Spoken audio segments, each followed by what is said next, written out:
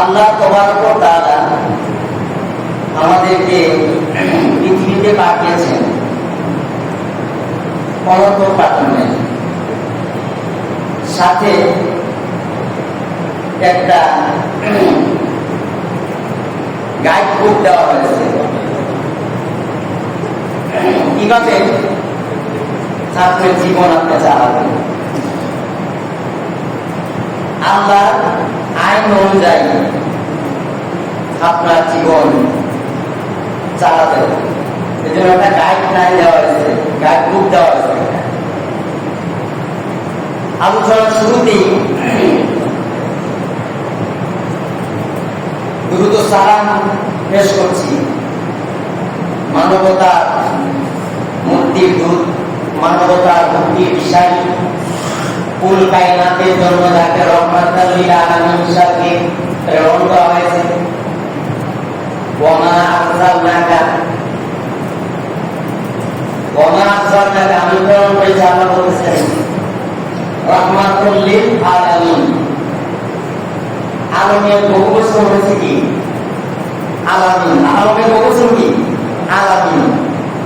যত আলম আছে, সৌররাশি, নবমণ্ডল, ভূমণ্ডল, নক্ষত্র, গ্রহ, উপগ্রহ, মাটির নিচে, মাটির উপরে, আকাশে, সাত আসমান, সাত জমিন, প্রত্যেকটা যা বিচরণ করতেছে, যত সৃষ্টি আছে সকলের নবী। আপনি আমার প্রিয় নবী, আশরাফুল আম্বিয়া, ফখরে তো আলম, শাফিউল মুজতাবিন, হুজুরে নূর সাল্লাল্লাহু আলাইহি ওয়াসাল্লাম এর উপর অসংখ্য দুরূদ সালাম পেশ করছি। আত্মার মাগফিরাত কামনা করছি। যারা আমরা এখানে উপস্থিত হয়েছি, আমাদের আব্বা আম্মা, দাদা দাদি, নানা নানি, মামা মামি যারা কবরে শুয়ে আছেন, সকল মুর্তেগানদের আত্মার মাগফিরাত কামনা করছি। তারই সাথে সাথে আরো আত্মার মাগফিরাত কামনা করছি আল্লাহ জমিনে আল্লাহ দ্বীনকে, ইসলামকে প্রতিষ্ঠিত করার জন্য যারা প্রিয় জীবন আল্লাহ রাস্তায় দান করেছে, সকল শহীদদের আত্মার মাগফিরাত কামনা করছি। আপনাদের সামনে যে বিষয়টা নিয়ে আলোচনা করব, এই বিষয়টা হচ্ছে কোরআনে কারীম। এটা হচ্ছে আপনি আমার জন্য জান্নাতে যাওয়া একটা দরজা, একটা বাপ, একটা গেট, দরজা। এই কোরআনে কারীমের নলেজ দিয়া, জ্ঞানের চোখ দিয়া, ওহির জ্ঞান আল্লাহ যে আমাদেরকে দান করেছেন কোরআনে কারীম, এই কোরআনে কারীমের জ্ঞান যারা আহরণ করবে, তারা জ্ঞান চক্ষু দিয়া তারা দেখতে পারবে জান্নাতের নমুনা, জান্নাতের নমুনা। কোরআনের মধ্যে সব কিছু বিশ্লেষণ করে দেওয়া আছে। ভারতের কবি জেবুন্নেসা তিনিকে দাওয়াত করছে ইরানের বাদশাহ। তদানীন্তন সময়ে ভারতবর্ষ শাসন করত মুসলমান। বাদশাহ আলমগীর, বাদশাহ আলমগীরের বাবা বাদশাহ জাহাঙ্গীর, জানেন ইতিহাস? ভারতবর্ষ, ভারত, বাংলাদেশ, পাকিস্তান, এই সাত কন্টিনেন্ট, এই উপমহাদেশ শাসন করেছে মুসলমান। কে শাসন করেছে? মুসলমান। তো কবি জেবুন্নেসা বাদশাহ জাহাঙ্গীরের মেয়ে, তিনি কবিতা লিখতেন। ইরানের থেকে দাওয়াত করেছে কবি জেবুন্নেসা, ওখানে যাইবে, সেমিনার মধ্যে কবিতা পাঠ করবে। বাদশাহ সাহেব বলল, তোমাকে বলছি তুমি কবিতা লিখবে না, তুমি মুসলমানের মেয়ে, পর্দার খেলাপ করবে, দেশ বিদেশ থেকে বার্তা আসবে, দাওয়াত আসবে, তুমি কেন কবিতা লিখবে? তোমার জন্য নিষেধ করছে। ইরানের সাথে আমার সম্পর্ক ভালো, দাওয়াত তো কবুল করতে হবে, যাইতেই তো হবে। কি করা যায়? কবি যেমন বললো আমি একটা কবিতা লিখি, এই কবিতা ইরানের বাদশা যখন পড়বে, তওবা করবে, আমাকে দেখার জন্য দ্বিতীয়বার আর বার্তা পাঠাবে। 2 চরণ কবিতা, 2 লাইন। দর্শকুন মাফিমানান চুপুয়ে দর গঠে গুল হাতে দিদার মাইরেরা, হাতে দিদার মাইরেরা দর্শকুন বিনাল মারা। আমাকে যদি দেখতে চাও দেখো আমার বাক্যতে, আমার কথার ফুল ছড়িয়ে আছে বিশ্বতে। আমাকে যদি দেখতে চাও আমার কবিতার ভিতরে জ্ঞানের চোখ দিয়ে তুমি আমাকে দেখো। কিসের চোখ? জ্ঞানের চোখ। জ্ঞানের চোখ আছে জানোয়ার, চতুষ্পদ জন্তু, এদের চোখ আছে। চতুষ্পদ জন্তু, এদের চিন্তা শক্তি নাই, এদের কি চিন্তা শক্তি নাই, বিবেক নাই। এই জন্য জানোয়ার, মানুষ এই জন্য মানুষ তার বিবেক আছে। আর সেই মানুষের বিবেক নাই, সে জানোয়ারের চেয়ে আরো নিকৃষ্ট, বানহুম আদা।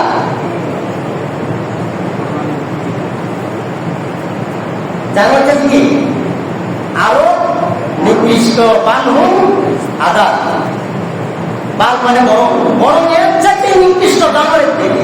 যার বিবেক নাই, বিবেক মরে গেছে, 2 পায়া জানোয়ার। আমাকে যদি দেখতে চাও দেখো বাক্যতে, আমার কথার ফুল ছড়িয়ে আছে বিশ্বতে। এই কবিতার মধ্যে আমরা কোরআন যদি করি, আল্লাহ কোরআন বলেন বান্দা তোমরা যদি আমাকে দেখতে চাও, আমার বান্দী আমাকে দেখো, কোরআন করো, কোরআনের অর্থ বুঝো, আমল করো। এই কোরআনের আয়াতের প্রত্যেকটা হরফের মধ্যে যেমন হরফগুলি গাঁথুনি দিয়ে একটার সাথে একটা মিক্স করে লেখা আছে, জৈন হয়ে আছে। প্রত্যেকটা হরফের মাথা যদি আছে বলি নাই। যখন আপনি কোরআন দেওয়া করবেন, আইনের মাথা পাবেন, পুরা শরীর পাবেন না। ওইনের মাথা পাবেন, পুরা শরীর পাবেন না। একমাত্র 7টা হরফ আছে পুরা শরীর নিয়ে, কোরআন শরীফের ভিতরে আছে। আর বাকি আপনার 29টা হরফের মাঝে 7টা যদি বাদ দিয়ে দেন, থাকে কয়টা? 22টা হরফ শুধু মাথা। কি আছে? কোরআন কাহিনী। এই জন্য আল্লাহ বলেন আমাকে যদি তোমরা দেখতে চাও দেখো আমার ভাইয়ের মধ্যে কোরআন করো, জ্ঞান চক্ষু দিয়ে তোমরা আমাকে দেখো। আমার সৃষ্টি নিয়ে তোমরা চিন্তা করো, আমার সৃষ্টি নিয়ে কোনটার উপর চিন্তা করো। যখন আমার সৃষ্টি নিয়ে তোমরা চিন্তা করবে, তখন তোমরা আমাকে দেখতে পাবে, তখন আমাকে তোমরা দেখতে পাবে, তোমরা অনুধাবন করতে পারবে, তোমরা জ্ঞান দিয়ে অনুধাবন করতে পারবে। নিশ্চয়ই আল্লাহ একজন আছেন, যদিও আপনাদের কিনা বাস্তব কিনা আছে।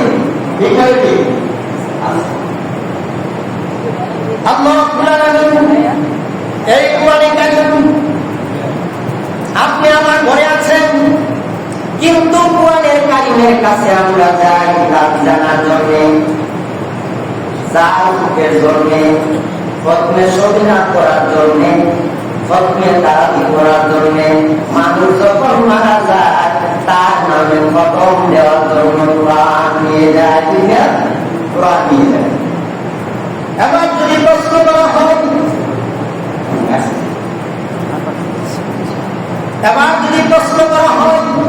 ও কোরআন তোমাকে কে নাযিল করেছে? এবার আসেন কোরআন থেকে আমরা জবাব শুনি, কে তোমাকে নাযিল করেছে? কোরআনে কারীম তারা করতেছে তানজিলাম মিম্মান খালাকাল আরদা ওয়াস সামাওয়াতিল উলা। এই সূর্য আসমান আর এই বিশাল জমিন যিনি সৃষ্টি করেছেন, ওই মহান প্রতাপশালী আল্লাহ রাব্বুল আলামিন আমাকে কে অবতীর্ণ করেছে। এবার যদি প্রশ্ন করা হয় বুঝলাম তোমাকে কে নাজিল করেছে, তোমার কাছে প্রশ্ন কোরআন, তুমি কার উপরে তুমি নাজিল হইছো, কার উপরে তুমি অবতীর্ণ হইছো, এটা তো তোমার কাছে আছে কিনা? কোরআন আবার জবাব দিতেছে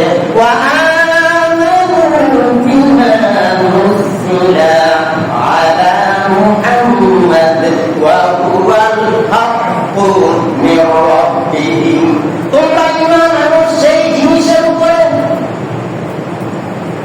যেই জিনিসটা অবতীর্ণ হয়েছে বিশ্বনবী মুহাম্মদুর রাসূলুল্লাহ সাল্লাল্লাহু আলাইহি ওয়াসাল্লামের উপরে নাযিল হয়েছে, এটার উপর তোমরা ঈমান আনো। ওয়া হুয়াল হাক্কু, সত্য বাণী স্বরূপ আসছে রব্বিহিম, তোমার প্রভুর পক্ষ থেকে, রবের পক্ষ থেকে আসছে। ওয়া হুয়াল হাক্কু মির রব্বিহিম, হক সত্য, সেই সত্য কথা বলেন। তার পছন্দ চাইতে আর কার কথা সত্য হতে পারে যে সরাসরি আল্লাহর কালাম দিয়ে কথা বলে, কোরআন দিয়ে কথা বলে। কোন কথা বলে আছে এই বিষয়ে শুনছেন? জাগরণ আছে, শুনছেন? শুনে জাগরণ আছে নাই? কেউ জাগ করতে পারছে? পারে নাই। কেউ পারবে? পারবে না, কেউ পারবে না। এই জন্য বিশ্বকবি কবি সম্রাট আল্লামা ইকবাল রহমাতুল্লাহ আলাইহি বলেন, ও জামানাতে মুআজ্জাজ थे, ओ जमाने में मुअज्जज थे मुसलमान होकर, और तुम हार वाले हो तारे कुरान होकर। বেশভূষা খ্রিস্টান তোমরা, হিন্দু তোমরা, সভ্যতায় তোমাদেরকে দেখিয়া ইহুদিয়া লজ্জা পায়। সাতিজা কারণ আল্লামা ইকবাল আবার আরেকটা বলে বলছে, সাতিজা কারণ আজব সে দায়ুজ চেরাগে মুস্তাফা দিছে সেরাজে গুলাবি। আবু হরাইরা থেকে কোরআনের মুখে নিভিয়ে দেওয়ার জন্য, মুখের ফুৎকার দিয়ে কোরআনে কারিমের মুখে নিভিয়ে দেওয়ার জন্য কাফের বেঈমানেরা চেষ্টা করেছে, কেউ পারে নাই, নিভিয়ে দিতে পারে নাই। যারা কোরআনের মুখে নিভাইতে আসছে যারা নিভে গেছে, তারা কি শেষ? নিভে গেছে। আফজালের গোষ্ঠী শেষ, মোহাম্মদের গোষ্ঠী শেষ, ফেরাউনের গোষ্ঠী শেষ। আর বর্তমানে আরো যারা ফেরাউন কিছুটি মারতেছে, এই গোষ্ঠীও কি হইব? শেষ। এই ফেরাউন যুগে যুগে আসবে, আবু জাহেল যুগে যুগে আসবে, প্রত্যেক যুগে ফেরাউন আসবে, প্রত্যেক যুগে আবু জাহেলের উত্তরসূরি আসবে। তার পাশাপাশি রাসূল কারীম সাল্লাল্লাহু আলাইহি ওয়াসাল্লামের উত্তরসূরিরাও থাকবে। থাকবে না? যেখানে বাতিল সেখানে কি হক, হকের বার্তা আল্লাহ রাব্বুল আলামিন এই কোরআনে কারীম দিয়েছেন। আমি অল্প সময়ের ভিতরে কোরআনের থেকে আয়াত দিয়া দলিল দিয়া প্রশ্নের উত্তরগুলি দিয়ে শেষ করে দেব। এই কোরআন কেন আসছে? এই কোরআনকে নিভিয়ে দেওয়ার জন্য কাফের বেঈমানেরা চেষ্টা করেছেন। যে আয়াতটা এখন আপনাদের সামনে তেলাওয়াত করব, এই আয়াতটা হচ্ছে সূরা সফের 8 নং 9 নং আয়াত। আর এই আয়াতের তাফসীর কিছুক্ষণ আগে যে কবিতা বললাম, বিশ্বকবি কবি সম্রাট আল্লামা ইকবাল রহমাতুল্লাহ আলাইহি তিনি এই আয়াতের তাফসীর করছে কবিতা দিয়া। কবিতা দিয়া তাফসীর করছে। প্রত্যেকটা কবিতা কোনে কারিমের তাফসীর আল্লামা ইকবাল। এমনি যেমনি আল্লামা হয়ে গেছে। আল্লামা কাকে বলে? আমার তো সাধারণত উত্তর এরা আল্লামা। আল্লামা কারে বলে? আল্লামা ইকবাল রহমাতুল্লাহ আলাইহি এই আয়াতটা হচ্ছে ইউরিদুনা লিয়ুতফিউ নূরাল্লাহি বিআফওয়াহিহিম ওয়াল্লাহু মুতিম্মু নূরিহি ওয়ালাউ কারিহাল কাফিরুন।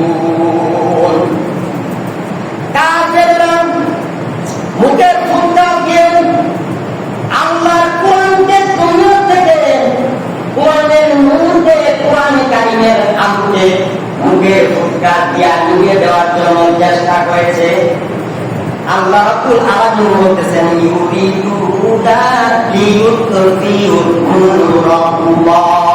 আমি আমার নূরকে উদ্ভাসিত করে রেখেছি। কে রেখেছে? আল্লাহ রেখেছে। কোরআনে আমার করে দেখতে দেখেছে আল্লাহ দিয়েছে, কাউকে দেন আল্লাহ এই শান্তিটা দায়িত্ব দিয়েছে। এই জন্য জাল কোরআন কেউ বাড়ি করতে পারে, জাল হাদিস আছে, জাল হাদিস আছে না, জাল কোরআন।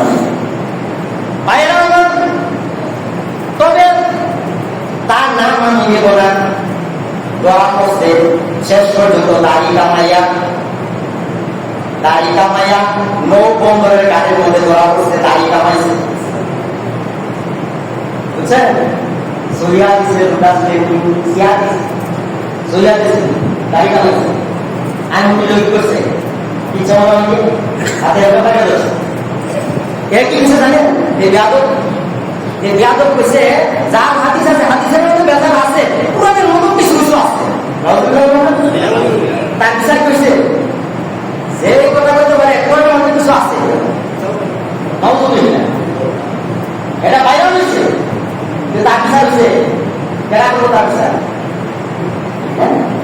যে বিচার করবো এর তো বিচারের শেষ নাই, ঠিক আছে? বাইরে আমার এই জন্য আল্লাহ বলতেছেন আমি আমার উদ্ভাসিত রেখেছি। কাফের বেঈমানেরা যুগে যুগে আল্লাহর কোরআনের বিরোধিতা করবে, আল্লাহর কোরআনকে দুনিয়া থেকে পুড়ে ছাই করে দেওয়ার জন্য, দুনিয়া থেকে বিদায় করে দেওয়ার জন্য কাফের বেঈমানেরা চেষ্টা করবে, কিন্তু কোনো চেষ্টা সফল হবে না, কারণ কোরআনের দায়িত্ব আল্লাহ নিজ হাতে নিয়েছে। কিভাবে নিয়েছে? কোরআনে হাফেজ।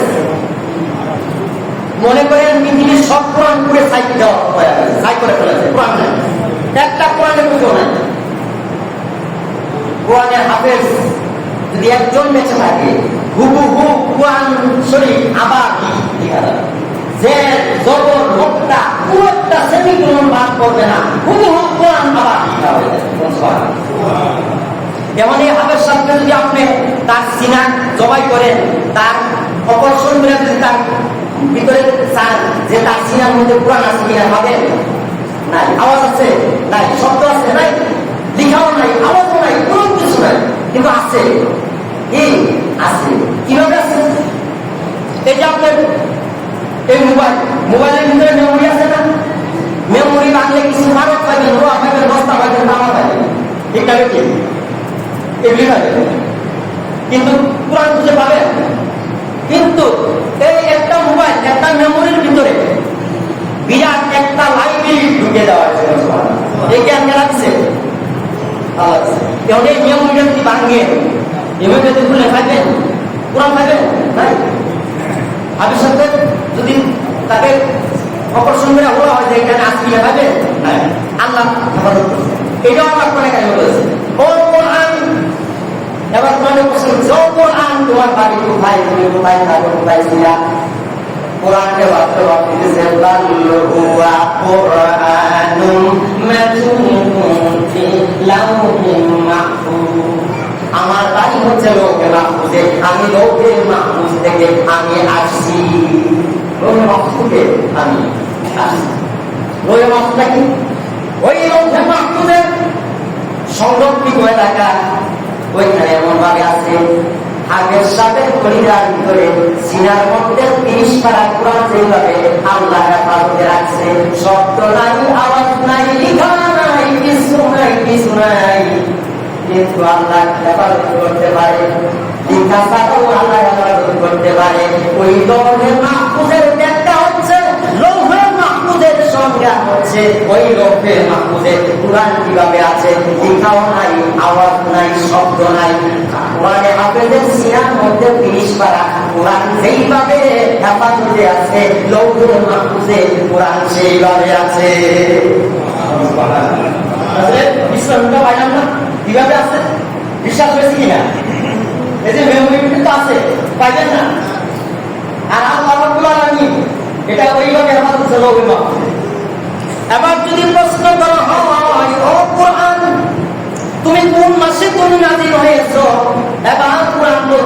শাহরু রমাদানাল্লাযী উনজিলা ফীহিল কুরআন। আমি রমজান মাসে আমি নাযিল হয়েছি। কুরআন কোন মাসে নাযিল হয়েছে? রমজান মাসে নাযিল হয়েছে। এবার যদি প্রশ্ন করা হয় তুমি রমজান মাসে তুমি নাযিল হয়েছো দিনের বেলা না রাতের বেলা? প্রশ্ন আছে না নাই? রাতে নাযিল হইছো না দিনের বেলা নাযিল হইছো? এবার কুরআন জবাব দিতেছে সূরা কদরের প্রথম আয়াত, ইন্না আনজালনাহু ফী লাইলাতিল কদর। আমি রমজান মাসের কদরের রজনীতে আমি কুরআন নাযিল হয়েছি, অবতীর্ণ হয়েছি। এই কোরআনে কারিম অবতীর্ণ হয়েছে। এই কোরআনে কারিম কোনো সাধারণ কোরআন নয়। এই কোরআন যারা মানবে, বুঝে করবে, জীবনের উপরে আমল করবে, রাজনীতিতে মানবে, ইতিহাসে মানবে, ফিলোসফিতে মানবে, অর্থনীতিতে মানবে, আপনার যত নীতি আছে সব নীতি মানার নীতি গ্রন্থ হচ্ছে কোরআনে কারিম। কোরআনের মধ্যে ইতিহাস আছে, এই জন্য কোরআনকে ইতিহাসের কিতাব পড়া যাবে না। কোরআনের রাজনীতির আয়াত আছে, এই জন্য রাজনীতির কিতাব পড়া যাবে না। কোরআনের কারিমের মধ্যে কিচ্ছা কাহিনী আছে, এই জন্য কিচ্ছার কোনো পুঁথি বই পড়তে পড়া যাবে না। তাহলে কি এই কোরআনে কারিম সমস্ত নীতিমালা নীতি গ্রন্থের নাম হচ্ছে কি কোরআনে কারিম। এই কোরআনে কারিম আজকে আমরা ছেড়ে দিয়েছি। এই জন্য আল্লামা ইকবাল বলেছেন তোমরা কোরআন ছেড়ে দিয়েছ। এই জন্য মুসলমান তোমরা সারা বিশ্বে তোমরা মায়ের খাইতেছ, আরো খাইবা। কারণ হচ্ছে তোমরা কোরআন ছেড়ে দিয়েছ, কোরআনের সাথে তোমরা নাফরমানি করতেছ। এজন্য আমাদের উপরে আযাব গজব আসতেছে। কোরআনের কাছে কি জন্য যাই? এক দার্শনিক বলেছেন, আপনার ভারতের নবম প্রেসিডেন্ট শঙ্কর শর্মা, তিনি একজন বহু ভাষাবিদ ছিলেন, পণ্ডিত ছিলেন। তিনি ভারতের প্রেসিডেন্ট ছিলেন, নবম প্রেসিডেন্ট। তিনি দার্শনিক, তিনি লেখছেন কোরআন সম্পর্কে, আমল কি কিতাব থি দুয়া কি কিতাব বানা দিয়া। কোরআন আমলের জন্য আসছিল, এটারে তোমরা দোয়া কিতাব বানিয়েছো। মুর্দারের খতম করার কাজে লাগাইছো। মুর্দারের খতম করার জন্য কোনদিনও কোরআন আসে নাই। কোরআন আসছে জীবিতকে, মুর্দা জাতিকে জীবিত করার জন্য কোরআন নাযিল হয়েছে। কিন্তু জীবিত মানুষ কোরআনের কাছে যায় না, মুর্দার সামনে কোরআন তেলাওয়াত করা হয়, কিন্তু মুর্দার জন্য কোরআন নাযিল হয় নাই। কিতাব বানা দিয়া, আমল করার কিতাব ছিল, তোমরা দোয়ার কিতাব বানিয়ে দিয়েছ। সমঝনে কিতাব থি পড়নে কা কিতাব বানা দিয়া।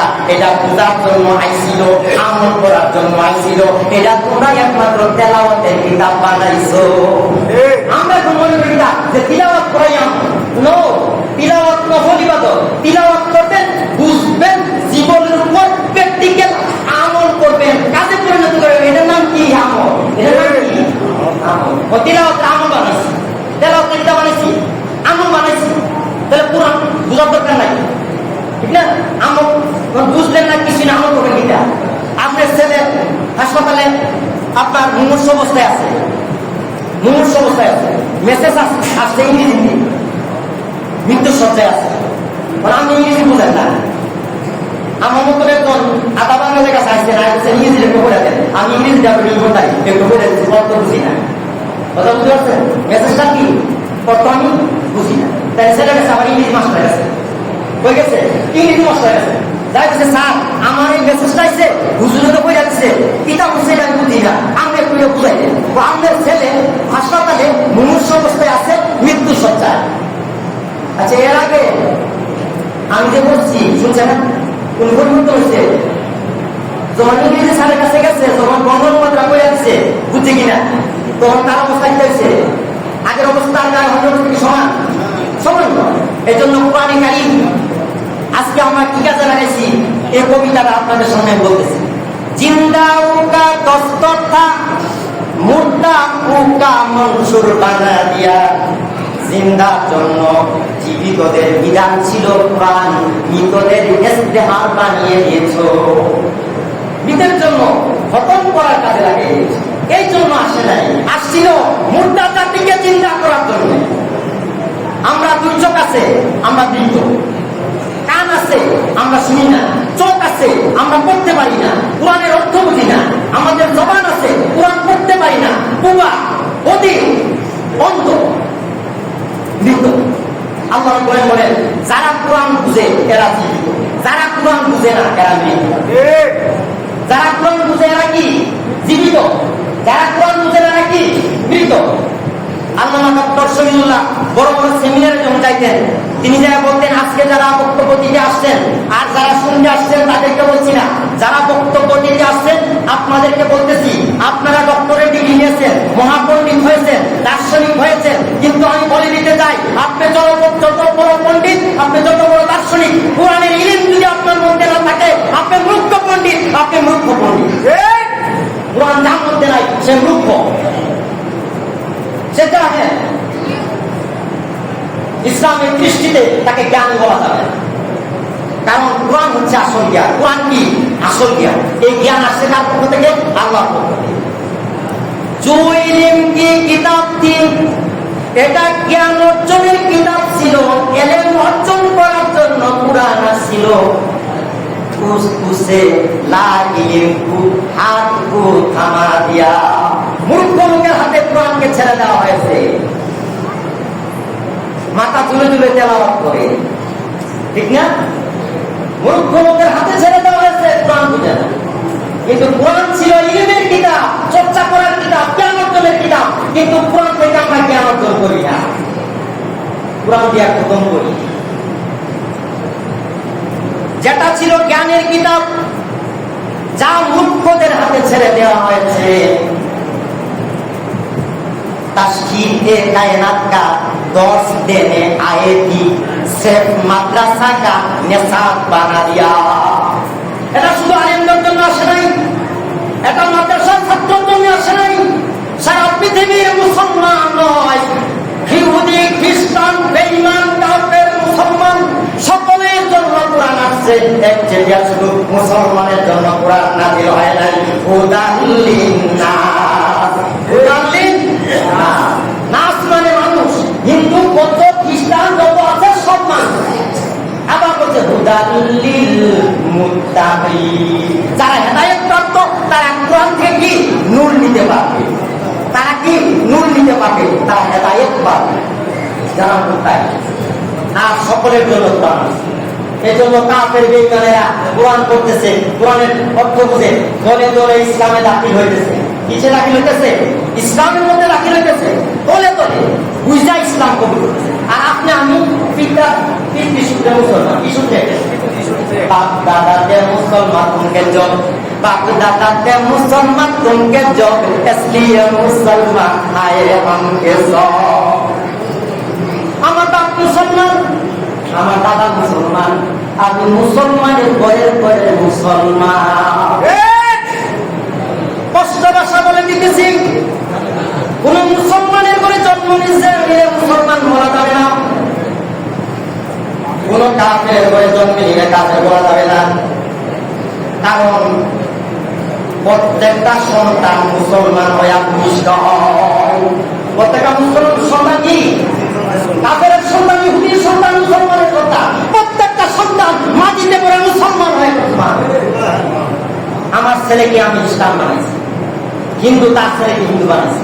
আমি হুজুর আমার ছেলের মাদ্রাসা পড়াইছি, আপনি জিজ্ঞাসা ভর্তি করেছেন, আমার লাইনে আমি আনছি। আপনি যে লাইনে আছেন আপনি লাইনে দিয়েছেন। মাস্টার সাহেব আছে, মাস্টার সাহেব ইংরেজি পড়াইয়া ডক্টর বানাইছে, ঠিক না? মিনিস্টার বানাইছে, জজ বানাইছে, যে যে জায়গায়। কিন্তু মুসলমান হয়ে জন্ম, যার যার পিতা মাতা তাকে কি করছে? লাঞ্ছিত করছে। লাঞ্ছিত করছে কে? পিতা মাতা লাঞ্ছিত করছে। এই জন্য মাস্টারের করে জন্ম নিলে মাস্টার হওয়া যায় না। ভাই কটা আলোচনা শেষ করে আলোচনা শেষ করে